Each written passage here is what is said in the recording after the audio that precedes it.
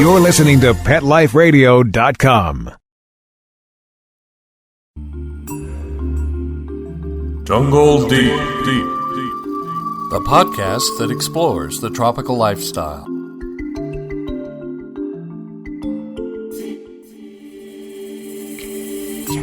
Hello, and welcome to the podcast, Jungle Deep.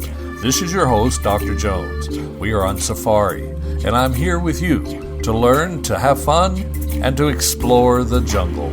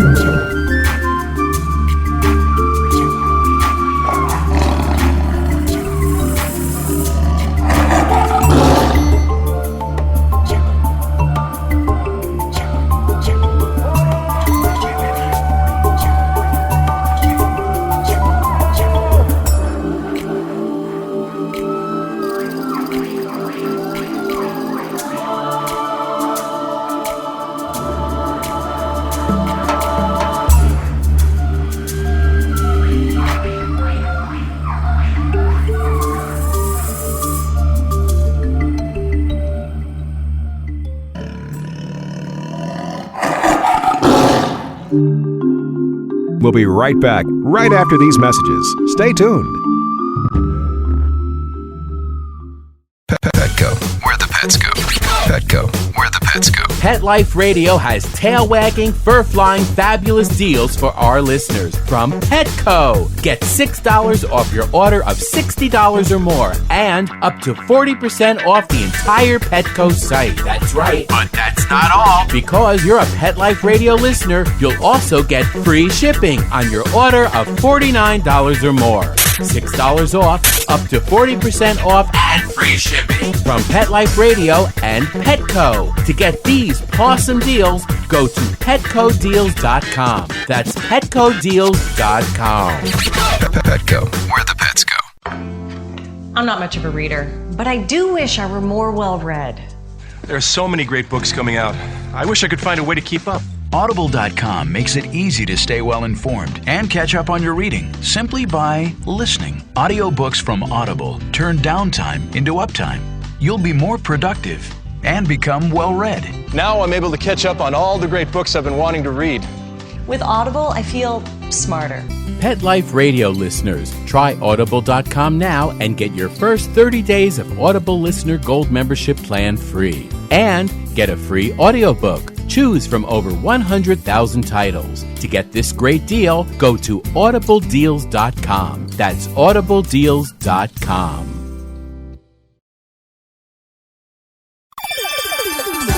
Let's talk pets on PetLifeRadio.com. Welcome to today's show. We have two guest segments today.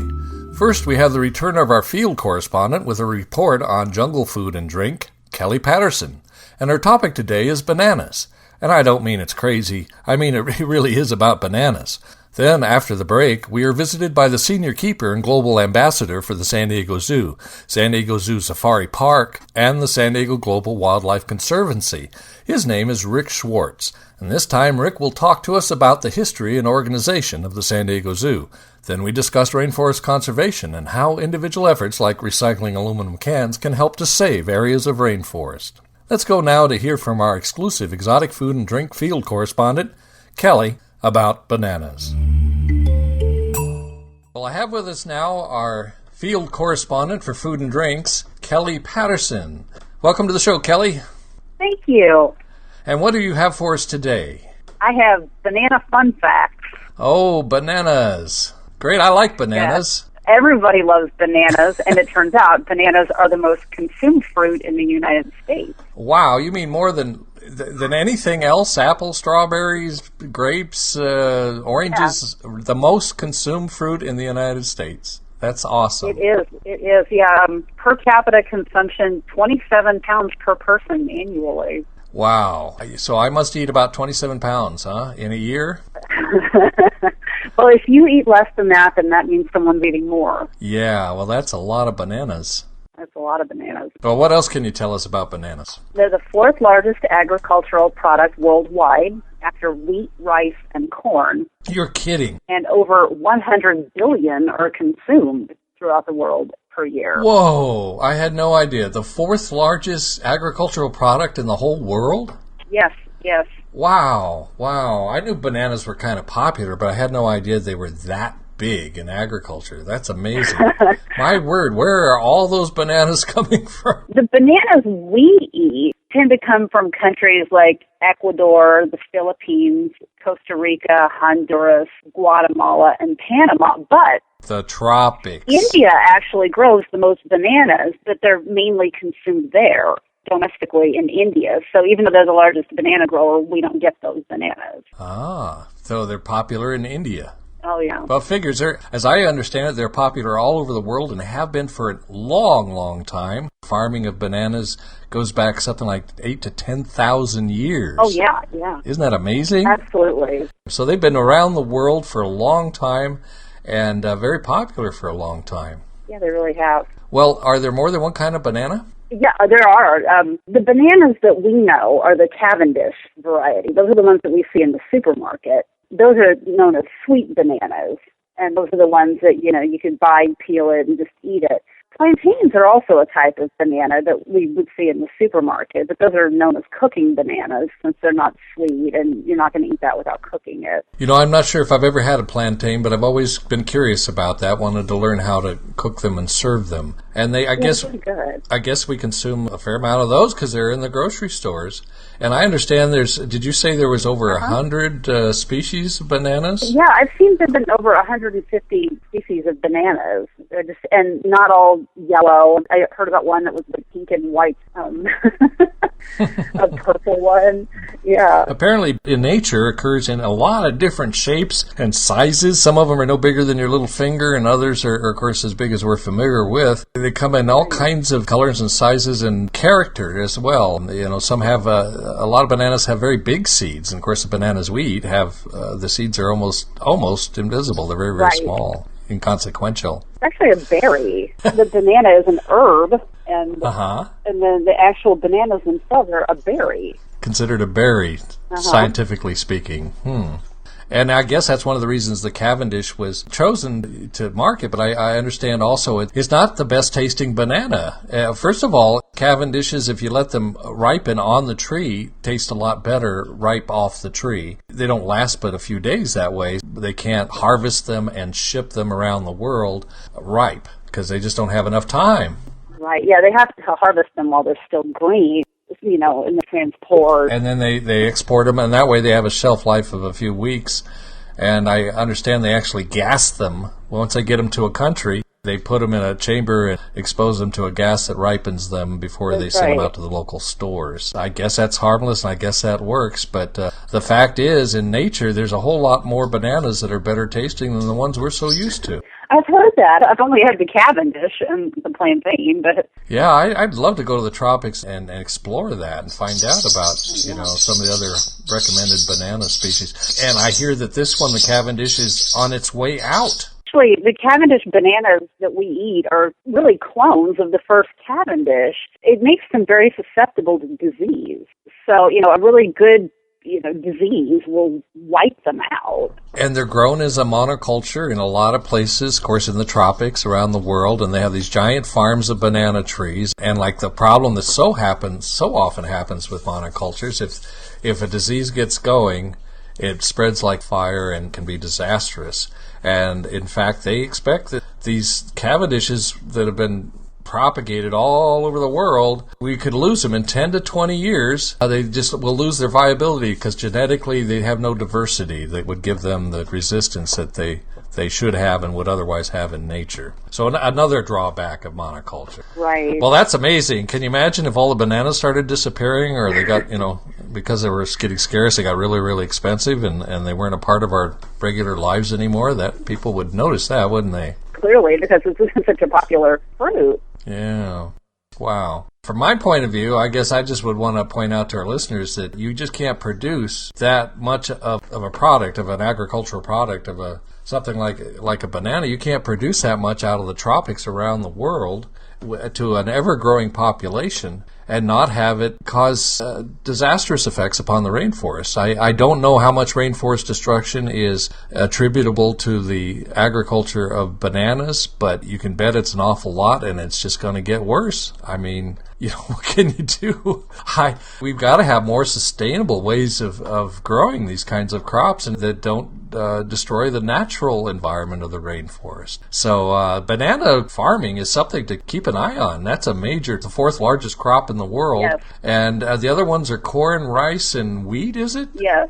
The grains? Is that so this is the biggest one that comes from the tropics. So it's something I want to learn more about, and I invite our listeners to learn more about these bananas and how they're produced, because obviously it's got to be having a major impact on the rainforest of the world. When we get some tropical rainforest expert on the show, and I've invited a couple, when we get them on, that's something I'm going to ask them about. Yeah. I've heard of other crops also being problems. We talked last time about chocolate, and a tremendous amount of cacao beans are produced off of these cacao trees they have to come exclusively from tropical areas.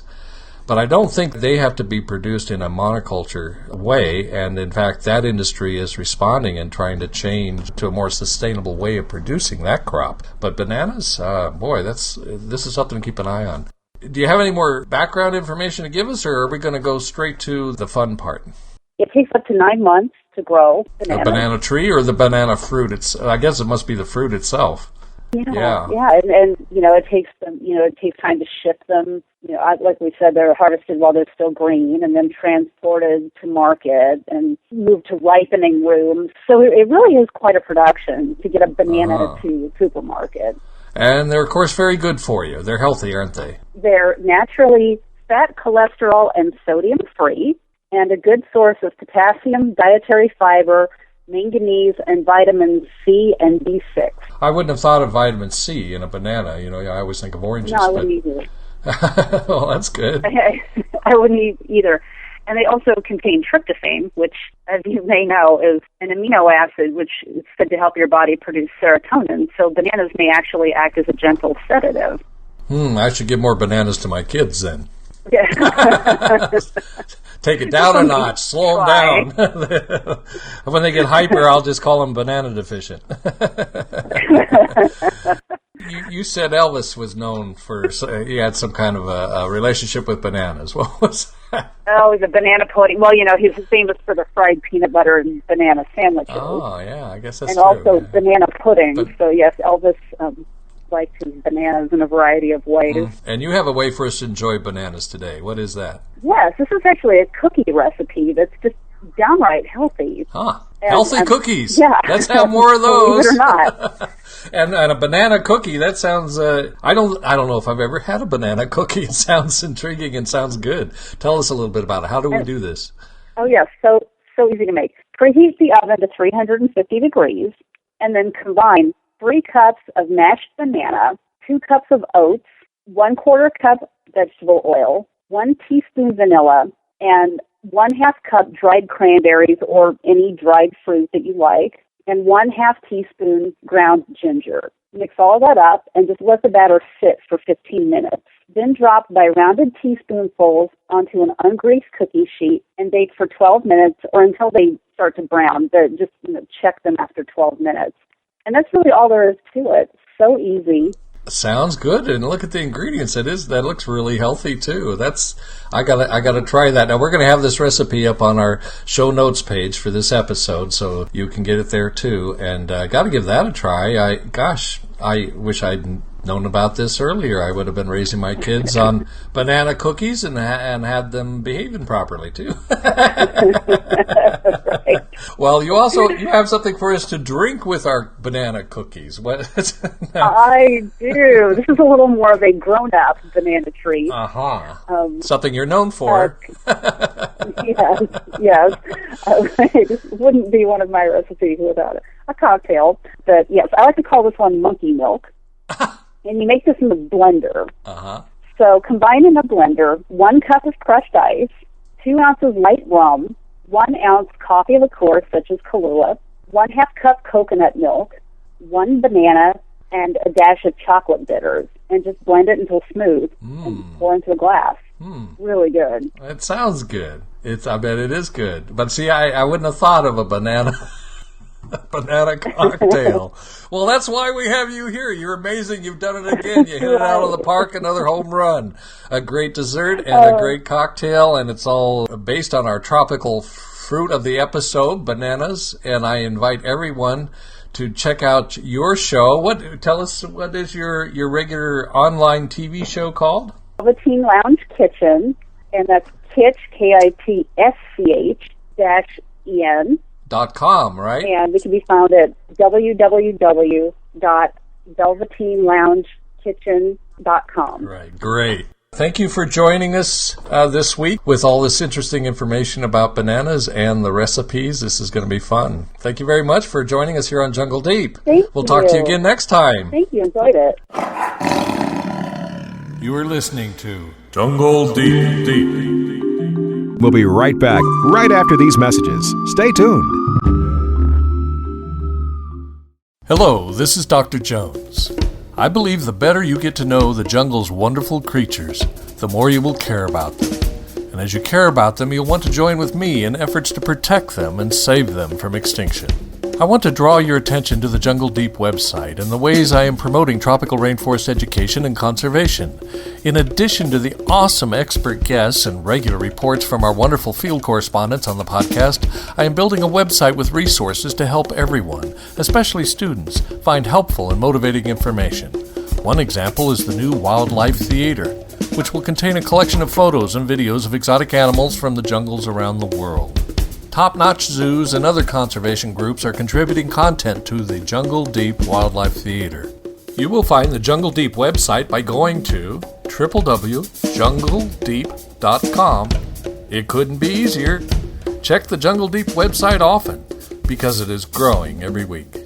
Jungle Deep is a one-of-a-kind podcast that promotes conservation in a most entertaining way. If you want me to make more Jungle Deep episodes, let me know by making a donation to this environmental education podcast. If you would like, for a donation of $20 or more, I'll be happy to make a shout-out on the show. That's a short message about your favorite wildlife or conservation organization.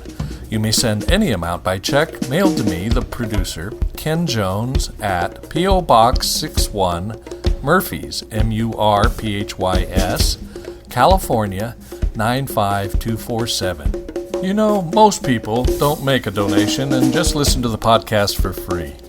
That makes your donation all the more important. The core message of Jungle Deep is that we need more people to participate in conservation. It's not enough to love nature. These days, caring about the environment absolutely requires action.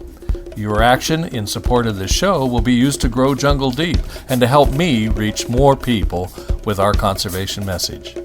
Thank you. Every pet is unique. Maybe they're gray in the muzzle, yet young at heart. Maybe they're growing out of the puppy stage and into their paws and ears. Or maybe they're just trying to maintain a more girlish figure. At PetSmart, we have the right food for your pet at a great value for you. PetSmart. Be better together.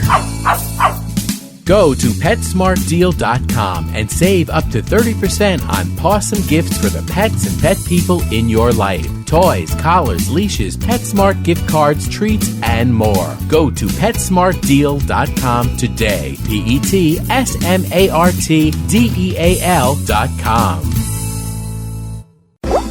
Hi, I'm John Carlin, creator and host of Fincasters. I have two passions in life. One of them is broadcasting. The other one is aquariums. Fincasters is where they meet. My goal is to create a place where you can go for consistently awesome aquarium videos. In less than a year, we've done Fincasts on everything from lionfish and sea urchin research in the Florida Keys to the keeping of discus and an examination of rare species like the freshwater Gara panda. We even did a tank tour in a $16 million home. So welcome to Fincasters. Watch Fincasters on Pet Life Radio's Chomp Animal TV Network, CHOMMMP.com.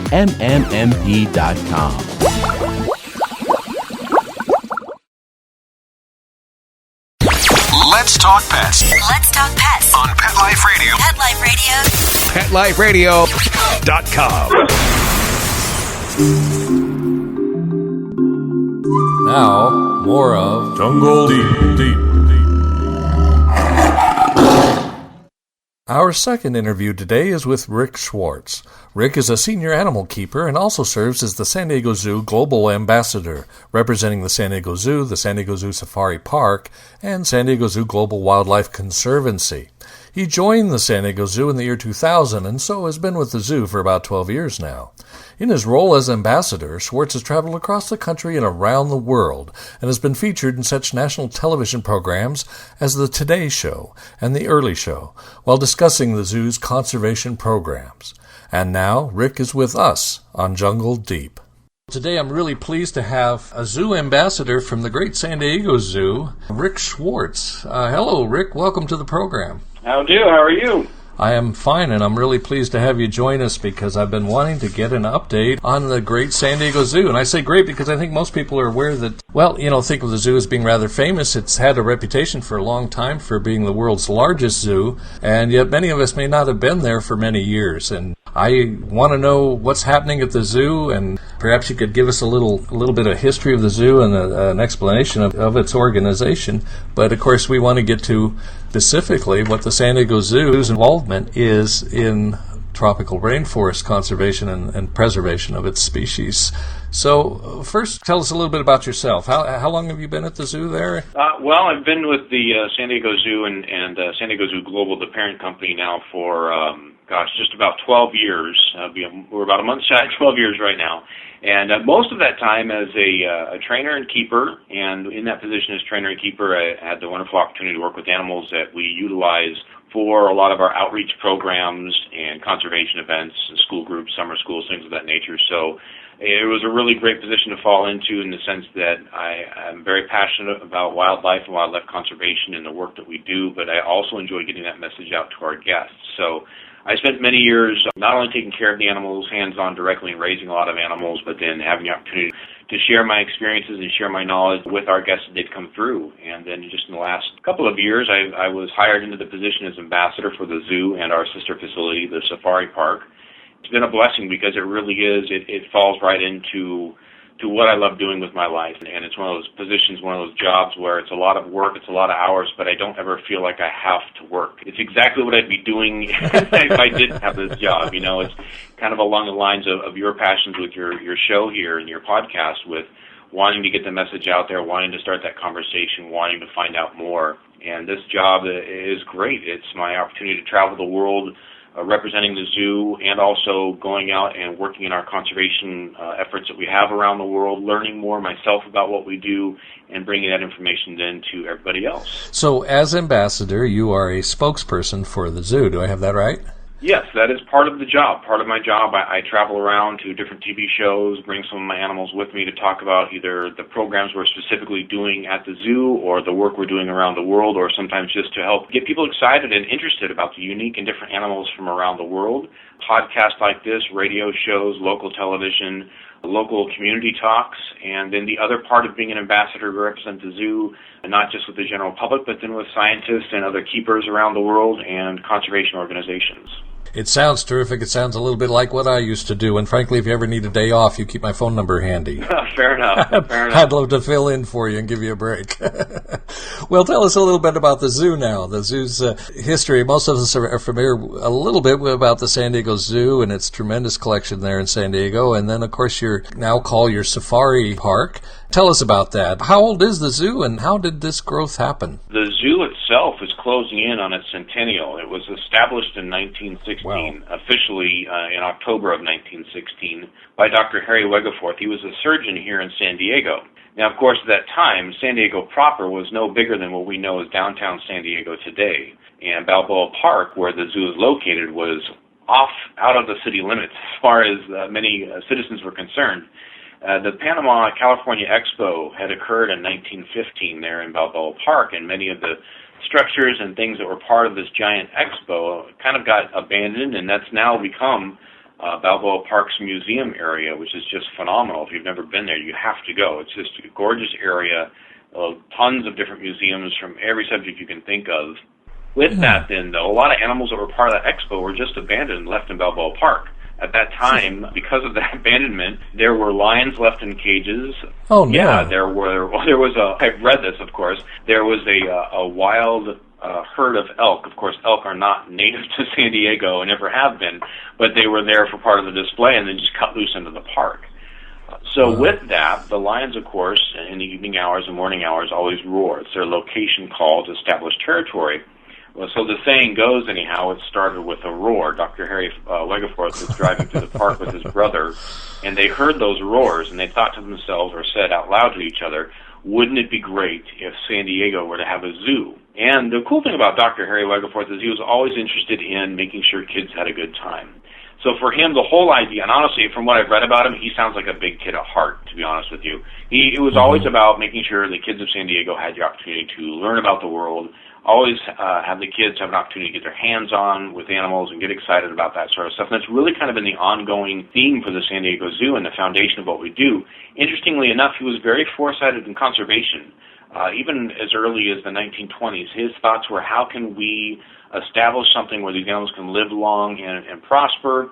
And it was then the follow-up director, Dr. Schroeder, in the 60s, who really had the concept that we can no longer take animals from the wild to sustain our zoos. And that was the 1960s, so that was pretty early for that kind of mindset. I mean, he really thought that we needed to start breeding animals more successfully here in the United States. And that was where the idea of what we now call the San Diego Zoo Safari Park was born. Now, anybody in the San Diego area or who's traveled through here might remember it more as the Wild Animal Park. It went through a name change recently, but it's still the same area, and a lot more great adventures and things to experience and animals to see. But that was initially established in the late 60s as a breeding facility. Dr. Schroeder was told by many people that, people will never pay to go out there. It's out in the middle of nowhere. It's actually roughly 30-some miles north and to the east of where the zoo is. Again, similar to how the zoo was established outside of city limits in Balboa Park. Well, this was then well beyond the city limits. And as a breeding facility, we're talking 1,800 acres. The place is huge. It ended up people were lining up on the little two-lane highway with their binoculars to try and see the animals. So they did actually open it to the public in 1972, and it's been open ever since. And so we have both those facilities, the San Diego Zoo, which is near Balboa Park or in Balboa Park, established in 1916, and now our San Diego Zoo Safari Park, established in 1972. Wow. Well, now, and that's not the end of it. You have the San Diego Zoo Global is something that might be new to some people, and you have an institute. Do you want to tell us about that? Yeah, it's interesting. The San Diego Zoo's always had the conservation mindset, again, established with Dr. Harry Wegeforth and his successor, Dr. Schroeder. It was always been our goal to make sure that we not only show these animals and get the public excited about coming to see them, but that we take responsibility for their proper care and be a leadership and take a leadership role, if you will, amongst zoos and the animal care community about how to properly care for these animals. And then looking at what's happening with those wild populations, we want to make sure that they continue to thrive and do well, and that really kind of kicked off that conservation mindset and goal and direction. So with that, of course, you can't just have conservation by putting animals back out in the wild. You have to study. You have to research. You have to understand the needs of their individual and group needs in their habitats. What does their habitat need to thrive and be healthy? So with that, we employ plenty of scientists and work with many conservation organizations and have our own people out on the ground through our Institute for Conservation Research. And that's the third entity then of San Diego Zoo Global. We have the San Diego Zoo, San Diego Zoo Safari Park, and the Institute for Conservation Research. That institute is an actual working scientific building that we utilize to study genetics, to make sure breeding is appropriate, to study what animals are related to whom in the wild or in the zoo population. A lot of work's being done to better understand subspecies of certain animals, because when you're looking at conservation, are you accidentally crossbreeding subspecies? Are you saving one subspecies and not the other? And the list goes on and on. And all three of those organizations, again, the zoo, the Safari Park, and the Institute, are under the umbrella of San Diego Zoo Global. And now, that said, the Institute has been around for well over 40 years, and San Diego Zoo Global basically has been around also all along. Really, though, we're noticing that the social paradigm here in America and around the world, people are becoming more aware of the environment. They're more interested in being green. They want to know how they can help and what's being done. So we are bringing to the forefront, look, we've been doing this all along, and this is what we're doing. If you want to help, you're more than welcome. And there's a lot of ways for people to get involved and help and be a part of our conservation organizations. And we're letting people know, too, we're located in 35 different countries around the world, on the ground, actually doing conservation work, and working with the local cultures and the local people, and getting scientists on the ground to make sure things are being done properly. Wow, that's very well explained, and the scope of this is pretty amazing. Can you give us any numbers to help us picture the size of your organization? Just how budget do you folks have to do all this work? To be in 35 countries, that sounds rather expensive. How do you handle all this? What is your organization like? Well, to start off with, the zoo itself is 100 acres, 125 if you count the parking lot. The safari park itself is 1,800 acres, but we're only using 900 of that. The other half is purposely set aside as a preserve, because you may not know this, here in Southern California is the most diverse county in the United States with plant life and animals, because of the fact we have coastal, we have hills and mountains, and we have desert. All in one county, it adds up to being the most diverse. And so we purposely set aside 900 acres to be non-disturbed, pristine habitat for our local wildlife, too, which is very important, not just wildlife from around the world.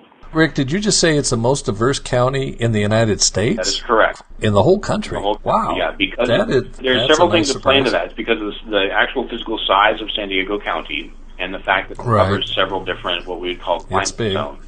Mm-hmm. Both coastal, inland, hills, mountains, and desert all fall within one county. And so that creates a collection of wildlife and fauna or plants that you don't find that diversity anywhere else in the nation in one county. Well, it makes sense once you point to it, but I just didn't know that, and that's pretty remarkable and pretty special. It really is, yeah. I'm glad the zoo's honoring that fact and playing a part with that, too. Oh, yeah. We have many actual conservation programs going on right here in our own county, in our own backyard, whether it's the coastal clapper rail, which is a bird species that inhabits our marine coast that's endangered, or our bighorn sheep up in the hills, all the way down to the little kangaroo rats and a wide variety of other species. We have active programs that we're currently spearheading or working directly with the companies that are spearheading them. What's your staff like? How many people work for your organization? Well, because we do, the San Diego Zoo, San Diego Zoo Global, and then all the entities below us, being the zoo and the safari park, we're a nonprofit organization. And that's important to let people know, because sometimes you think of these large organizations must be profitable for some reason or another. We're a nonprofit organization, so anything that we make over what our operating costs are goes right back into what we're doing directly. And that allows us to really maximize the income that we have. So income generators would be the park and the zoo, of course, but really the biggest thing is we're very blessed with a large membership base and those who believe in the work that we do and donate money to us. They're going to be all over the world. They are, exactly. We have donations coming in from all over the world, and we have a lot of people who really feel passionate about the wildlife and the conservation work that we do, and they invest heavily in donating to us. And so we're very blessed with the financial support we get from others that see that we are making a difference, that maybe they physically themselves can't go out there and do the field work, but they want to support those that do. So as a nonprofit organization, we are very fortunate and blessed with our membership base and our donations, and that really is what keeps us afloat. Well, you obviously have a lot of fans. Yes, we do, and we're always welcome to gain more fans, that's for sure. Well, I hope our little podcast might help. Yeah, with that. exactly. It's great hearing about all of this. Exactly, and so that's one thing, like I mentioned earlier, we've always been quick to promote the zoo and the safari park and come out and have this experience, have a great time, see animals and wildlife from all over the world. Now it's an opportunity, too, to share with people what we've been doing beyond the fence line of our zoo and let them know about that work and help them get involved one way or another, whether it's sharing the knowledge and passion or being able to donate some time or donate some money. It's my perception that the history of zoos in general has been from taking a handful of exotic animals and just displaying them in cages as novelties to a greater appreciation for the animals and going from cages to habitats. I think zoos have been kind of moving towards creating themes with their habitats and having those animals in their care actually represent biomes and actual specific environments for different areas of the world. And I like an environmental approach to the display of animals. I think it helps educate people on the context in which the animal lives is very important. And we're needing to protect these animals and their environments. And if we don't protect their environments, we're going to lose the animals. So what do you have in the way of tropical rainforest exhibits at your facilities there at the zoo or at the safari park? It's been my impression Safari Park is not a tropical rainforest type exhibit, but I know you do have some at the zoo. Can you tell us a little bit about that? Well, certainly. The first thing to really point out is the tropical forest is a broad term And I want your listeners to understand that we have tropical rainforests all around the world. We actually have a rainforest, not tropical, but rainforest up in Washington State with some of the old-growth forests up there, up by Seattle. We have tropical rainforests all throughout Central and South America. We have tropical rainforests throughout Asia, throughout Africa, and Australia. So it is really so almost if you were to look at a globe, it would be on either side of the equator, almost all the way around, anywhere you find any land, because just the nature of that. Now, with the zoo and the safari park, we do have a wide variety of tropical rainforest exhibits, and you're spot on. You're exactly correct. The goal is not to just display a tropical animal. We want our guests to be immersed into the environment. What does it look like? What does it smell like? What does it sound like? We don't want just one tropical cat, one desert cat, as you go down the road.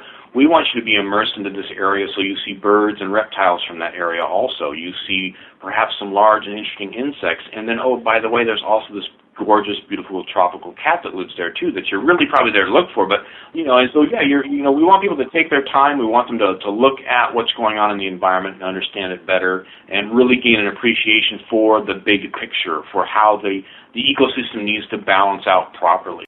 I so much more enjoy and appreciate that approach from the old-fashioned reptile house and monkey house and cat park, and I think that days gone by. And from a practical point of view, I understand it, but I mean, not as far as educating the public. The idea of houses for specific types of animals is not as educational and not as enjoyable as environmentally themed presentation of those animals.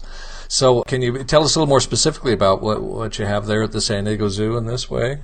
Oh, sure. I mean, we have anywhere from a wide variety of exotic cats, of course, tigers and leopards and jaguars, ocelots, things of that nature when it comes to cats, a wide variety of primate species, reptiles, amphibians, insects, you name it, it's probably somewhere on our ground somewhere. And it's really exciting that we have the opportunity to have so many people come through our gate and be able to show them these animals, get them excited about it. But one thing I definitely want to mention before we run out of time is it's not just about getting people excited about the animals and understanding the need for proper habitat, but so many times we hear, well, geez, I live here in San Diego, or I live in Sacramento, or I live in, the middle of Iowa. What can I do for a tropical rainforest in Brazil? I don't understand how I can help or what I can do in my day-to-day life to make a difference. And one of the big things I always tell people, because sometimes we don't see it, it's right in front of us, is the simple act of recycling things like aluminum makes a huge impact in the tropical rainforest. And it's kind of a long route to get there on how you recycling aluminum can helps the ocelot down in Brazil, but let me explain it. Bauxite is a mineral. It's the base mineral for aluminum. Bauxite is mined in open mines and strip mining. And for those of you not familiar with that, it's not like we see in the movies where they're down in a tunnel chasing an ore of gold or a strand of silver or something like that. Bauxite is more, think about like loose rocks or near the surface of the earth. So they can't just dig a hole and find a strand of it to start mining. They have to strip mine it. And unfortunately, strip mining is basically thinking of a very powerful hose washing away all the topsoil. And it's not just washing away the topsoil, but of course nothing will ever grow there again because the topsoil is gone. You lose a lot of habitat because of that. But then all that water that's washed away that topsoil has to go somewhere. And that clouded, dirty, muddy water goes down into the creeks, into the rivers, and makes it very challenging for life to happen properly there in the smaller estuaries, in the rivers. And so the domino effect of damage that has occurred is huge. And the strip mining, of course, like I said, once they're done, they've got the bauxite out there to change into aluminum, they will move on, and there's no reason for them to try and rebuild that area, and it is a dead zone for a very, very long time. Loss of habitat for everyone that will rely on that tropical rainforest. It's quite devastating. And so the other side of that is, instead of just throwing away aluminum, which will live in the landfill for well over 500 years as aluminum, you can recycle it. And within a few weeks, it can be another can on the shelf for you to have a beverage in, or it can be a part of an aluminum portion of the airplane or vehicle you drive. And that it can be recycled over and over again. It is very malleable and very useful tool for us to do that. Not only the energy saving and all that, but it helps minimize the damages we see into the tropical rainforest that we all care so much about. So it's a great opportunity for us in our own day-to-day life to simply take that can and put it in the recycling bin instead of throwing it away. You're right, Rick, and that's kind of the mission of my podcast, is to help people understand and get more clear on how things they can do in their own homes and their own lives really does impact the rainforest. And that's because so much of what we use every single day comes from their natural resources that come from the rainforest, and usually the rainforest is paying a price, is being compromised for the pursuit of those resources. We just did an interview with our field correspondent, Kelly, who reports on food and drink. She, our last topic, which will be up soon on our website, she reports on bananas.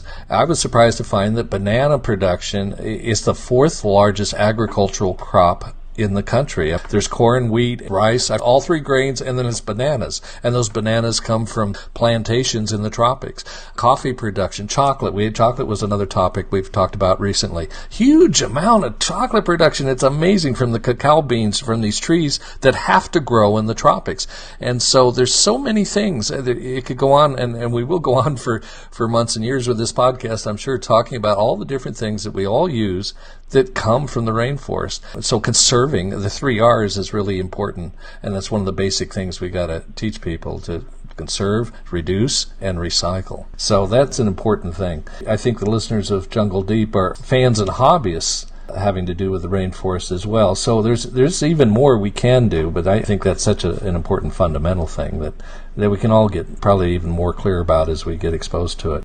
With a couple minutes left here, can you tell us about any programs that you have underway right now having to do with rainforest conservation or species from the rainforest that you're currently focused on? Is there something specific that maybe we could learn more about? Oh, certainly. I would definitely encourage everyone to go to our website, sandiegozoo.org, and that takes you to the main zoo website. But along the top there are tabs. One of them says conservation, and that one is constantly being updated with our programs. And that is probably the quickest and easiest way to reference all of our programs around the world. Another tropical rainforest we haven't spoken too much about is over in China, the bamboo forests, both in higher elevations where it's cooler and the tropicals. We're doing work with our pandas and doing work with the Chinese government over there. We have another program in South America, Cochacatu, right off the Amazon River. It's quite literally in the middle of nowhere. It's a wonderful space to actually be able to study pristine habitat that hasn't been disturbed yet, to really get a baseline for what we're looking for in the areas we're trying to rehabilitate. And the list goes on. And these programs are ongoing. They're active. We also have a lot of our researchers and scientists constantly giving updates to us, so we can post those updates on ongoing blogs and video logs. And also, right in the palm of your hand, if you have a smartphone, our Twitter feed, San Diego Zoo, and also our Facebook page, San Diego Zoo. And then from there, you can find the Safari Park and also our conservation pages, too, to get ongoing, very updated, always on top of things. And if you have questions, you can always post them there, and we'll respond with our mediators. Like I said, it's ongoing, always very active. Your listeners can definitely check out those websites, Facebook pages, and Twitter for a lot more information. Thank you very much for this report about the San Diego Zoo.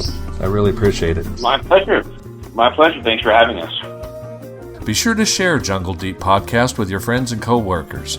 Audience growth is especially important for Jungle Deep to succeed and prosper, so share the show.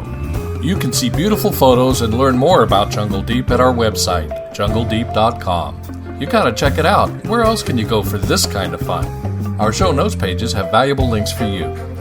I invite you to email me at ken@jungledeep.com or follow me on Twitter. Search for Jungle Deep or Ken Jones 56, all one word.